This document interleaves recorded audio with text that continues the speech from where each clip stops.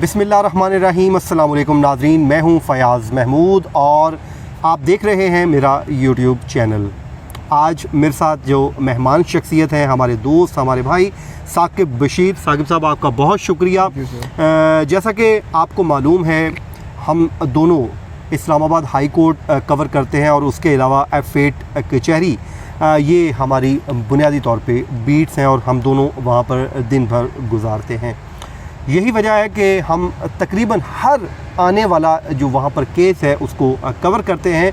और नूर मुक़द्दम कत्ल केस की अगर बात करें, उसके अलावा जो E11 में लड़की और लड़के को उस्मान मिर्ज़ा नामी शख्स के हाथों हरासमेंट का अगर केस की बात करें तो हमने इसको मुकम्मल तौर पे कवर किया और उसके हर पहलू का जायज़ा लिया।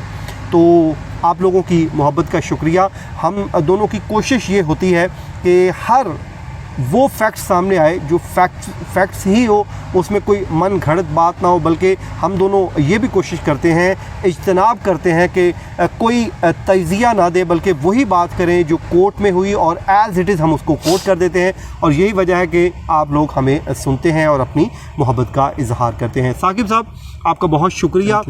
आज हम जिस मौजू पे बात करेंगे वो है नूर मुक़द्दम कत्ल केस ही हम उस पर बात करेंगे, लेकिन उसमें आज लीगल पॉइंट हम डिस्कस करेंगे जो सबसे अहम नुक्ता है। आपको जैसा कि मालूम है, अब चार्ज फ्रेम का वक्त आ चुका है। चार्ज फ्रेम के बाद क्या होगा और उससे पहले क्या होगा, इन तमाम पहलुओं का इस वीडियो में हम अहाता करेंगे। साकिब साहब, जैसा कि इसमें प्रिंसिपल एक्यूज़ है ज़ाहिर जाफ़र, उसने अभी तक वकील की खिदमत हासिल नहीं की। ऑल्दो कि जब रिमांड चल रहा था, फ़िज़िकल रिमांड, तो तब एक रावलपिंडी से वकील साहब आते थे, अब वो नहीं आ रहे। तो इसका केस पे कोई इम्पैक्ट पड़ेगा? आप माशाल्लाह से केसेस कवर करते हैं, वो कानूनी जो पहलुओं को जानते हैं, तो ये बताइएगा कि इसका कितना इम्पैक्ट है इस पूरे प्रोसेस का। अच्छा फ़याज़ साहब, एक तो बहुत शुक्रिया आपको, आपने मुझे जो है वो बुलाया और मुझे अपने चैनल पर बात करने का मौका दिया। पहली बात तो सर ये है कि इसमें जो वकील ना करना जो है, इसमें मुख्तलिफ़ लोगों से मेरी बात हुई जो कानूनी माहिरीन हैं। वो ये कहते हैं कि ये एक, आप ये कह सकते हैं कि मामला लटकाना जो है ना, उसमें डिलेइंग टैक्टिक्स जो है ना वो इस्तेमाल करने का एक ज़रिया है। कि मतलब इस दफ़ा उसने एक तो ये भी किया कि जब जो नकूल तकसीम हुई तो चालान की, तो सारे मुल्ज़िमों ने साइन कर दिए, उसने साइन भी नहीं किए। रिसीविंग के साइन होते हैं, तो अगरचे जो ये एक फॉर्मेलिटी है, उसने वो जो चालान की नकूल ले ली लेकिन साइन नहीं किए। अब साइन क्यों नहीं किए? अब कोर्ट जो है वो कोई डंडा लेके तो साइन करा नहीं सकती। कोर्ट ने कहा उसको कि आप साइन करें सारे, बहरहाल उसने साइन नहीं किए। अब उसके पीछे उसके ज़हन में क्या है, या उसको किसी ने कहा है, अब अल्लाह बेहतर जानता है कि ये क्या मामला है। दूसरा, फिर उसने वकील भी जो है वो नहीं किया। तो वकील ना करना जो है वो उसके पीछे लॉजिक एक ही लोग बताते हैं कि मामला जो है इल्तवा दर इल्तवा में डालना। मतलब अगर वो नेक्स्ट भी नहीं आएगा या वकील नहीं होगा या कोई और रीज़न वो दे देता है, जी मैं वकील मैंने करना है, मुझे वक़्त दें, या मेरे पीछे कोई बंदा वकील कर नहीं रहा, जो भी रीज़न देता है, तो उसका सिर्फ मकसद जो है, कानूनी माहिरीन ये कहते हैं कि मामला इल्तवा में डालना, कि ये चलता रहे, लंबा चलता रहे। तो इसका मतलब है क्या फिर ट्रायल आगे बढ़ ही नहीं सकता, या फिर कोर्ट जो है वो सरकारी वकील दे सकती है? हाँ, कोर्ट के पास बड़े ऑप्शंस हैं। जो एडिशनल सेशन जज हैं अतार रबानी, वो बड़े इस हवाले से कमिटेड हैं। परसों भी उन्होंने ऐसी बात की कि उन्होंने कहा कि जो मुल्ज़मान के वकील को ख़ास तौर पर कहा कि आपकी तरफ से डिले नहीं होना चाहिए, कोर्ट बिल्कुल जो है इसमें डिले नहीं करेगी और बर वक्त जो है इसका फ़ैसला देगी। तो वकील की हद तक भी जो अदालत है उसके पास ऑप्शन होता है। लेकिन बाज़ औक़ात ये होता है ना कि वो कहते हैं जी एक आध मौका मुझे दे दें तो फिर मैं कर लूँगा, तो वो एक दो तारीखें जो है वो आगे दिलवाने का एक जो है वो ज़रिया हो सकता है कि ये वकील के चक्कर में एक दो तारीखें पड़ जाएं इस केस में। ठीक है। अच्छा, आम तौर पे ये जो चालान आते हैं किस लैंग्वेज में होते हैं? जो तफ्तीशी अफसर हैं किस लैंग्वेज में लिखते हैं? और ये जो जब वकील हम करते हैं उसका बुनियादी तौर पे मकसद क्या होता है कि हाँ अपने क्लाइंट को समझा दे? तो ये बताइए कि ये चालान है, अगर मुल्ज़िमान को समझ नहीं आ रहा तो फिर उसका क्या हल है?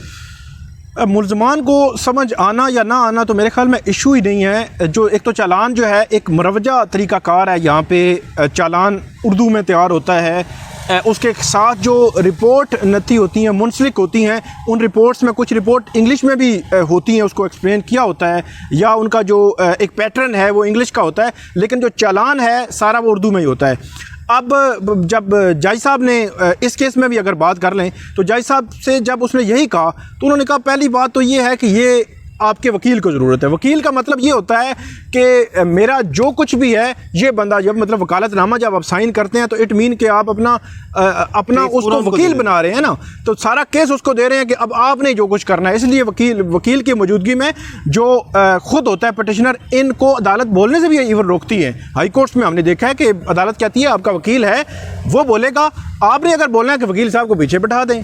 तो जो बुनियादी तौर पे आप ये कह सकते हैं कि वकील ही आप होते हैं, जैसे बिल्कुल वकील ही आप होते हैं। जो कोर्ट में लैंग्वेज वकील यूज कर रहा तो वो ये नहीं कह रहा होता कि जी जाकिर जाफर ने ये किया, जाहिर वो कहता है जी मेरे पे इल्जाम ये है, मैंने ये किया, मुझे कहा जा रहा है कि मेरे ऊपर ये, यानी कि जो वर्डिंग है वो मैं की यूज कर रहा होता है। तो वो जजेस ये नहीं कहते कि आप कहें कि नहीं जाकिर के या असमत आदम जी कहें या फिर जाहिर जाफर कहें, नहीं, कोर्ट भी उनको कंसिडर कर रही होती है। वो बेसिक बुनियादी तौर पर होता ही है कि रोस्ट्रम पे वो जाहिर जाफर ही खड़ा होता है वकील की सूरत में। तो ये एक बुनियादी सवाल है जो आपको हमने समझाना था। अच्छा साकिब भाई, एक और चीज़ बताएं, अभी तक का जो एविडेंस है माशाल्लाह आपने भी देखा, मैंने भी देखा, गो थ्रू किया, एविडेंस को देख के आपको क्या लगता है? प्रेडिक्शन ज़ाहिर है फैसला तो हतमी कोर्ट ने करना है, आफ्टर द ट्रायल बड़ा मुश्किल होता है, लेकिन ये अब तक का जो एविडेंस आया आपको देख कर क्या लग रहा है? केस स्ट्रॉन्ग है, क्या है? केस स्ट्रॉन्ग तो यकीनन है, मरकज़ी मुलज़म की हद तक तो कोई दो राय नहीं है। बाकी जो अक्यूज़ थे जिन्होंने जिस तरह की मुआवनत के उनके चार्जेस हैं उन पर दफ़ात लगाई गई हैं, वो भी हैं, सारी चीज़ें ट्रायल में।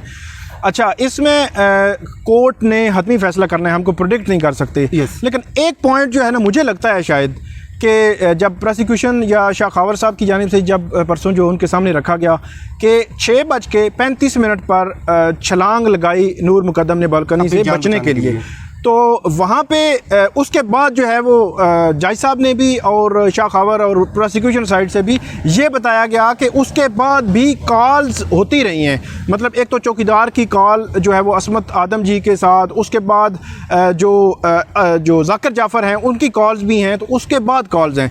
तो जो 6:35 है वो डिनाई कर रहा है उस उनकी थिंकिंग को, कि वो कहते हैं कि ये माजी में भी ऐसे लड़ाई झगड़े होते रहे हैं। तो जब ये बात उस दिन भी की गई थी तो शाह खावर साहब ने कहा कि जब एक बंदा बालकनी से छलांग लगा रहा है, छलांग लगाने के कुछ भी जो है इफ़ेक्ट हो सकती है चीज़, तो इट मीन कि वो अपनी जान बचाना चाह रहा है। यहाँ पे ये बड़ा वाज़ेह डिटरमिन हो गया। और उसके बाद कॉल्स भी हैं, तो ये एक पॉइंट है, हो सकता है कोर्ट जो है इसको जो है वो कंसिडर कर ले और उस पर ज़मानत इफेक्ट हो जाए। लेकिन बहरहाल फैसला जो है वो कोर्ट ने करना है। हतमी फैसला तो जी इस्लामाबाद हाई कोर्ट के जस्टिस आमिर फारूक साहब ने करना है, जिन्होंने असमत आदम जी और जाकिर जाफर की दरख्वास्त ज़मानत पे फैसला महफूज कर लिया है। और अब ख़बर आपके लिए एक और ये भी है कि शायद जो थेरापी वर्क के एक्यूज़ हैं जिनकी इंदराज मुकदमा की दरख्वास्त खारिज हो गई थी, शायद वो उसको इस्लामाबाद हाई कोर्ट में चैलेंज भी कर दें। अभी ये हतमी नहीं है, लेकिन मेरे नॉलेज में ये बात आई है कि इस पर सोच विचार किया जा रहा है, इसको डिस्कस किया गया है। साकिब बशीर साहब, आपका बहुत शुक्रिया, आपने हमें वक्त दिया। मुझे और साकिब बशीर साहब को दीजिए इजाज़त। अपनी दुआओं में याद रखिए। अल्लाह हाफ़िज़।